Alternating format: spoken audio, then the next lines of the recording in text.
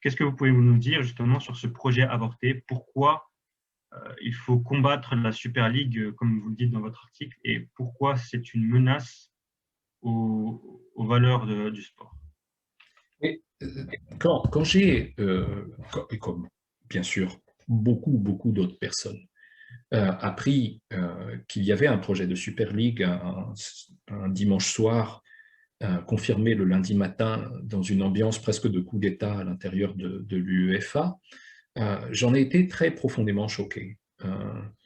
Au point que j'ai écrit en effet sur mon blog un papier, très vite d'ailleurs, sans beaucoup le rechercher, parce que ça venait du fond, ça venait des tripes quasiment.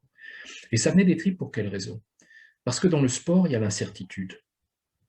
Et ce qu'on appelle la glorieuse incertitude du sport, qui fait qu'on peut gagner comme on peut perdre, on peut être champion comme on peut descendre. Et c'est ça qui m'importe, moi. On peut, et mon club de Quimper a connu ça, d'ailleurs, il a tellement connu qu'à la fin, il a disparu, euh, un jour ne plus être bon et glisser dans la division inférieure. Et l'idée même qu'il puisse y avoir en Europe une organisation dont on sentait, de la manière dont elle était présentée par ses défenseurs, notamment Florentino Pérez au Real Madrid, qu'elle avait vocation à se substituer à l'UEFA, à devenir une concurrente de la Ligue des Champions avec l'objectif de tuer la Ligue des Champions et de faire en sorte qu'il existerait une espèce de championnat fermé européen reposant sur une douzaine, quinzaine d'équipes, avec jamais le risque de descendre, et bouffant l'essentiel des recettes publicitaires et laissant pour la portion congrue aux championnats nationaux, lesquels finiraient par ne plus être très intéressants parce que le Real Madrid se battrait vachement plus pour être champion d'Europe que champion d'Espagne, et les championnats nationaux deviendraient une sorte de division parallèle, même plus une deuxième division, parce qu'il n'aurait aucune qualification possible dans la Super League. Ce truc m'apparaissait une insulte absolue à l'esprit du sport. Alors, c'est pas pour sonner comme un vieux schnock, hein, mais dans la Coupe d'Europe des clubs champions, avant l'apparition de la Ligue des champions, ne se qualifiaient que les champions des pays. Donc, si le Real Madrid ne gagnait pas la Liga, la fois d'après, on ne le retrouvait pas dans la Coupe d'Europe des clubs champions. On allait le retrouver dans la Coupe des vainqueurs de coupe, la Coupe des vainqueurs de coupe, qui existait à l'époque, ou la Coupe dite de l'UEFA, qui était la Coupe des clubs qui s'étaient mis deuxième, troisième ou quatrième. Parce qu'il y avait 3 Coupes d'Europe parallèles, qui jouaient à des jours différents, donc on pouvait tout suivre. Mais là, c'est plus du tout le cas. C'est une espèce de concentration du football dans des mains de clubs qui sont devenus des entreprises, possédés par des capitaux en général pas très européens, euh, avec une vocation de business, ce que je ne conteste pas, hein, je viens du secteur privé, donc j'ai aucun problème avec le fait de gagner des sous, mais on avait presque l'impression que ce qui comptait était de gagner des sous et accessoirement de jouer au foot. Et là, ça ne va plus dans mon esprit. Le sport n'est quand même pas n'importe quelle activité économique, parce que s'il n'y a pas de jeu, il n'y a pas de business. Et donc, j'ai écrit ce truc en me disant, je communique, après peut-être que je vais être haché menu par les gens qui vont me lire, et j'ai été assez surpris des réponses que j'ai obtenues, certaines critiques, mais la plupart plutôt favorables, en disant oui, bien sûr, il faut pouvoir respecter un idéal sportif qui fait que le champion de Hongrie va jouer la Ligue des Champions, ne risque pas probablement d'aller bien loin, mais aura sa chance d'aller dedans et de toucher un petit bout de la manne financière qui se rattache aux droits de diffusion et de publicité de la Ligue des Champions par un système de péréquation qui fait que finalement, quand on est le champion d'une petite ligue, on touche quand même des sous, parce que si on est dans la Super League, on touche plus rien. Donc, oubliez les sous européens du foot au bénéfice du football autrichien, parce que vous n'aurez jamais le Rapide de Vienne à l'intérieur du top 15 qui jouera la Super League. Et donc, je suis content que tout au bout, ça ne se soit pas fait. Ça a quand même mis un bon coup de canif dans la gouvernance de l'UEFA, a fait apparaître une forme de duplicité de comportement qui n'est pas à l'avantage des gens qui l'ont pratiqué, notamment le président de la Juventus de Turin. Mais ça appelle aussi, au fond, l'UEFA à reconsidérer son modèle. Et ça aussi, c'est important. Je crois que je l'écrivais dans mon papier. C'est pas parce qu'on ne soutient pas la Ligue des Champions, la Super League plutôt, que l'on doit considérer que l'UEFA est une institution qui n'a aucun intérêt à bouger. Elle doit bouger. Et ça doit être une forme de wake-up call pour elle, ce qui s'est passé. Un gars comme Seferin à la tête de l'UEFA, il doit en tirer toute une série de leçons, dont certaines sont probablement pas très agréables, mais pour faire en sorte que ça ne se reproduise pas.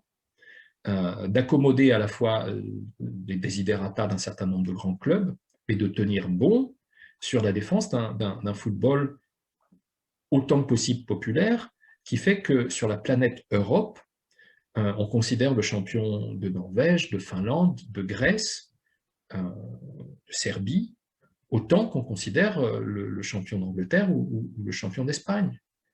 Et ça, il faut tenir bon là-dessus. C'est une question de bon sens, de fair play.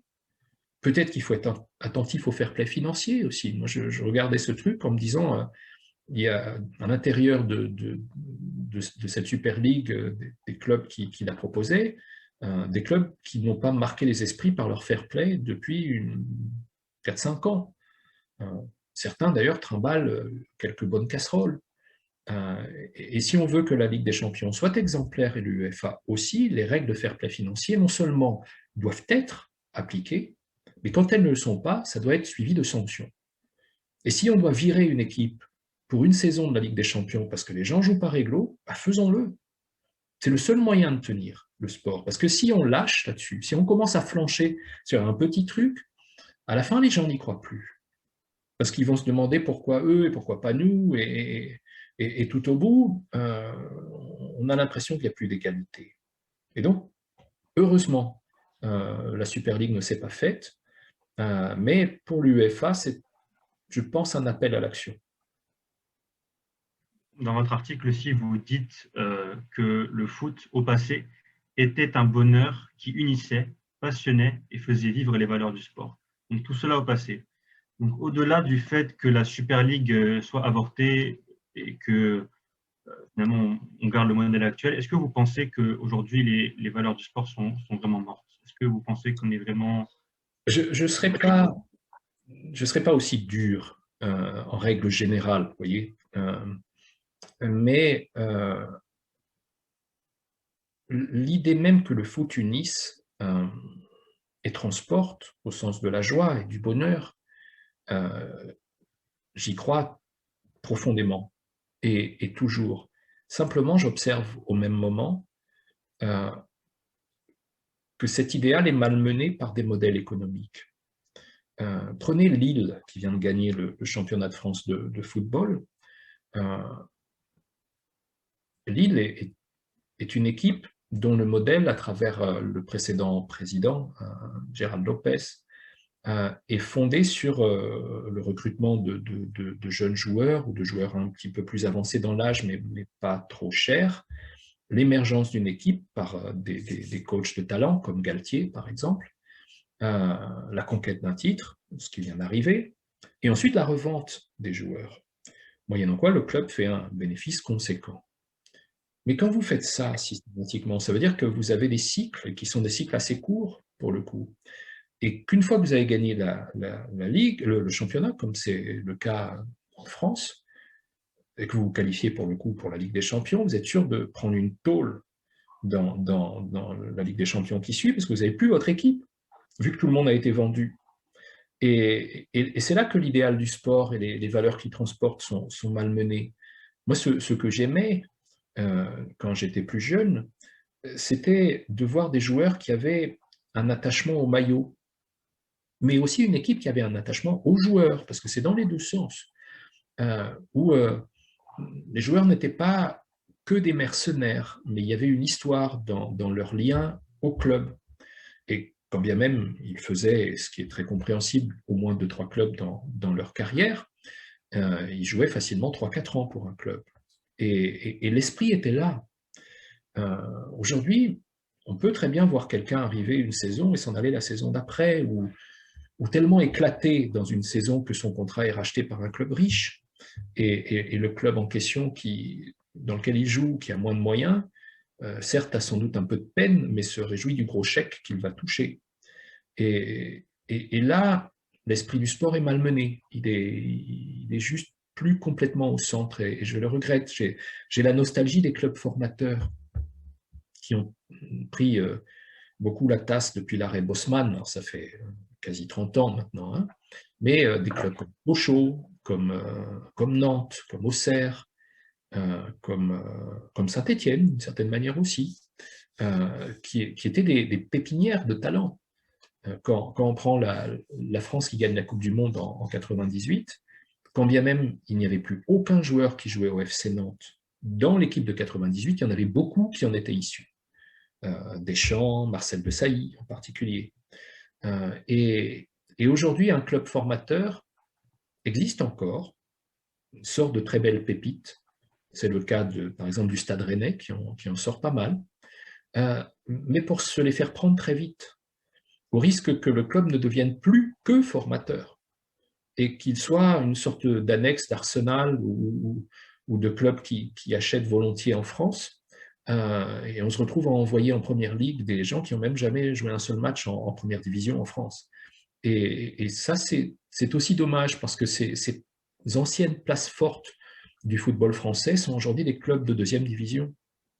Regardez Nantes qui se sauve hier de manière quasi miraculeuse pour rester en D1, mais Auxerre est en D2 depuis maintenant 5 ou 6 bonnes saisons, et Sochaux pareil. Et avec une perspective de retour qui est quand même très aléatoire. Et ça, c'est dommage. Je le regrette, parce que l'esprit du sport, c'est aussi de se reconnaître dans le jeune qui vient du club du centre de formation, qui conquiert sa place en réserve, puis sa place en équipe première, et qui peu à peu devient un taulier de l'équipe première, et qui arrive à s'imposer ainsi. Et d'ailleurs, quand je dis ça, je voudrais aussi le dire pour les femmes, et pas seulement pour les hommes. L'Olympique lyonnais, le Paris FC, et pas simplement le PSG, sont des clubs qui ont su mettre en place une formation dans le domaine du football féminin. Et il faut pouvoir espérer que ce qu'on a parfois un peu perdu dans le football masculin, on arrive à le garder ou l'imaginer, le faire vivre différemment dans le football féminin. Donc, ce que vous dites, c'est que quand les joueurs, par exemple, français sont attirés par des clubs comme le Real Madrid ou Manchester City, etc., ils sont davantage attirés par un poids économique finalement qu'un poids historique. Oui, il y a un peu, encore que le poids historique, il existe au Real Madrid. Hein. Quand vous pénétrez dans le stade Bernabéu, vous prenez la réalité historique dans la figure, y compris par la taille des tribunes. Mais Manchester City, c'est un peu différent parce que c'est historiquement le club un peu numéro 2 de Manchester, derrière Manchester United.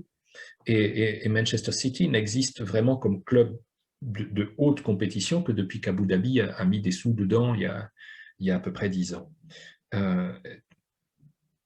Nous, je pense que beaucoup de jeunes aujourd'hui, jeunes footballeurs talentueux, se savent potentiellement dans le viseur de recruteurs, lesquels agissent comme agents de joueurs au bénéfice de clubs de championnat richement dotés, c'est notamment le cas de la Première Ligue, et ils cèdent, et je comprends, hein, je ne vais pas donner l'impression d'être rigoriste ou dogmatique, je comprends que lorsqu'on est un jeune de 17-18 ans et que l'attrait de la Première Ligue est tel, parce que c'est une ligue riche et passionnante, qu'on se voit mieux y compris aller dans un club de moyen niveau, hein, de la Première Ligue, comme Newcastle, par exemple, en se disant on va jouer vite, puis peut-être grimper sur un autre club de Première Ligue, que d'enchaîner des matchs en deuxième division entre Le Havre, Villefranche. C'est sans doute un peu ça. Mais c'est dommage. C'est dommage. J'ai le souvenir, quand, justement, dans l'un des matchs de députés que je jouais, d'avoir été face à un gars qui devait avoir à peu près la cinquantaine, qui jouait dans le variété en face de moi, et dont la tête me disait quelque chose. Et il était un peu trapu, un peu rablé, vous voyez que bon, il avait arrêté de jouer un petit temps avant quand même. Mais il était agile devant les buts et il nous collait les buts tout le temps. Et puis après, j'ai été regarder, ce gars s'appelle Jean-Pierre Hortz, au RTS. Et c'était l'un des meilleurs buteurs de la deuxième division. Et quand j'ai dit ça à mon père, il me disait, mais ouais, tu te souviens, on l'avait vu jouer, il avait joué avec Rouen, je crois qu'il avait joué avec Montpellier aussi, et à l'époque où notre club Quimper était en D2 et qu'on voyait passer ces clubs à Quimper. Et de là datait ce souvenir de visage que j'avais en face de moi. Et c'est des gars comme ça qui n'ont peut-être pas émergé complètement à l'échelle de la première division, encore que lui a dû faire quelques saisons quand même en première division, qui ont aussi transporté l'esprit sportif et donné du bonheur aux gens de villes moyennes où le club était et reste un phare. Euh, Auxerre est un club qui est connu aujourd'hui pour le foot. Avant Giroud, personne ne mettait le foot à Auxerre. On mettait le Chablis à Auxerre, on mettait des bonnes choses à manger ou à boire, on ne mettait pas le foot. Et aujourd'hui, il y a d'abord Giroud avant le Chablis. Aujourd'hui, même si le club galère un petit peu, et c'est vrai d'autres clubs. Et cet esprit-là, cet esprit d'épopée anonyme et modeste, pour moi, il reste fondamental. D'accord, merci beaucoup. Euh, Vu qu'on est une association forcément implantée aux États-Unis, on va peut-être aussi un peu parler de la culture du sport aux États-Unis. On sait que, par exemple, en NBA, l'idée de Super League avec une ligue fermée existait déjà. Ouais. Selon vous, qu'est-ce qui peut expliquer justement qu'on ait un réel problème avec ça euh, en Europe et qu'aux États-Unis, ça semble finalement un peu normal peut-être de passer le business avant le sport et les valeurs qu'il peut représenter? Bon, peut-être y a-t-il dans la société américaine une forme d'esprit mercantile un petit peu plus développée. Et là, je ne le dis pas méchamment, hein, ni même péjorativement. J'ai habité un peu les États-Unis et cette société m'est proche. Euh, mais je crois que la différence, très fondamentalement, c'est qu'il n'y a pas aux États-Unis les structures de fédération qui existent dans la plupart des pays européens, avec peut-être dans le sport universitaire, d'une certaine manière, mais pas dans le sport classique avec un petit club dans un petit patelin, avec son petit stade qui joue en promotion d'honneur et qui de temps en temps monte dans la division supérieure et avec une histoire de chef-lieu de canton, où tout d'un coup, toute une légende se met en place. Il n'y a pas ça aux États-Unis. Et puis dans le domaine du foot, en particulier du soccer, il n'y a pas d'histoire américaine, vraiment, pour le soccer. Il y a eu, à la fin des années 70, un tout premier essai de championnat américain qui a fini par péricliter, parce que comme il n'y avait pas vraiment d'histoire, il était dur de former des équipes compétitives, et les clubs se fournissaient sur toutes les vieilles gloires qu'on trouvait dans les championnats européens ou latino-américains. C'est comme ça que Pelé a fini sa carrière au Cosmos de New York, et qu'on a dû retrouver, je crois, Johan Cruyff à un moment aussi de ce côté-là. Gerd Müller jouait, je crois, à Fort Lauderdale, à part que c'était des gars qui avaient quand même largement passé les 35 ans et qui avaient leur beau jour derrière eux. Et à la fin, d'ailleurs, ça devient presque pathétique, parce que quand on regarde des images, ils allaient un peu moins vite, ils étaient un peu moins bons. Et puis ça a fini par s'arrêter. Euh, et l'une des choses qui est le plus marquante, c'est peut-être le football féminin aux États-Unis a été un moteur vachement plus que le football masculin, et bénéficiant pour le coup probablement de l'esprit universitaire qui fait que l'équipe américaine de football féminin est la plus grande équipe du monde, euh, avec des joueuses formidables comme Megan Rapinoe. Et comme je sais qu'on parle du nord-ouest des États-Unis, on est pile poil comme il faut, hein, entre Seattle et Portland. Et, mais la base de ça, l'absence de fédération, l'absence de réelle histoire du foot, fait qu'il était plus probable de tomber sur des mécanismes de ligue fermée à l'identique de ce qui existe pour le baseball, pour le basketball ou le hockey. Et avec une dimension ouest, une dimension est des playoffs, et puis à la fin un champion. Euh, mais sans l'angoisse de descendre, sans la motivation de monter, sans un esprit de coupe qui ferait qu'un petit club d'un petit coin se retrouve en demi-finale d'une coupe nationale. Et ça, c'est c'est la plus grande beauté du sport, je trouve, hein. Regardez dans ma région natale en Bretagne, Guingamp, qu'on connaît maintenant, parce que chacun connaît En Avant de Guingamp, qui a été longtemps en première division, qui a gagné 2 ou 3 fois la Coupe de France, mais quand j'étais un tout petit garçon en Bretagne, c'était un club de 5e ou 6e division à l'époque, et qui s'est élevé à travers la Coupe de France et à travers Noël Le Graët.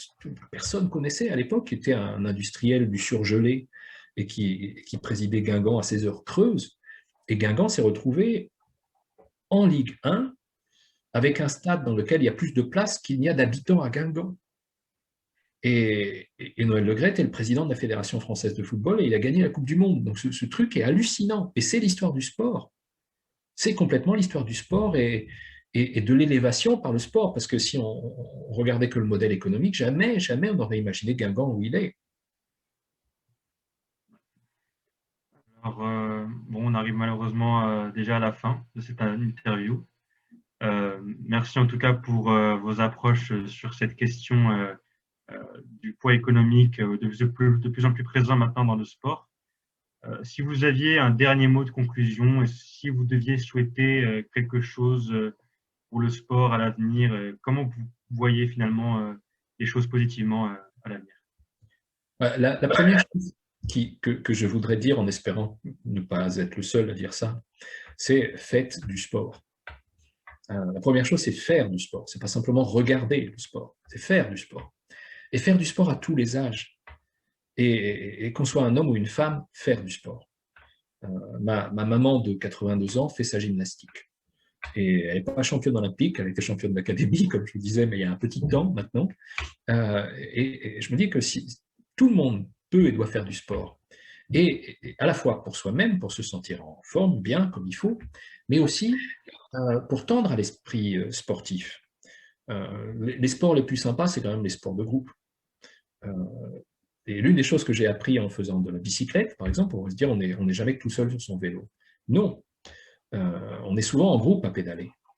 Et si on pédale comme une somme d'individualité, ça ne va pas aller très loin.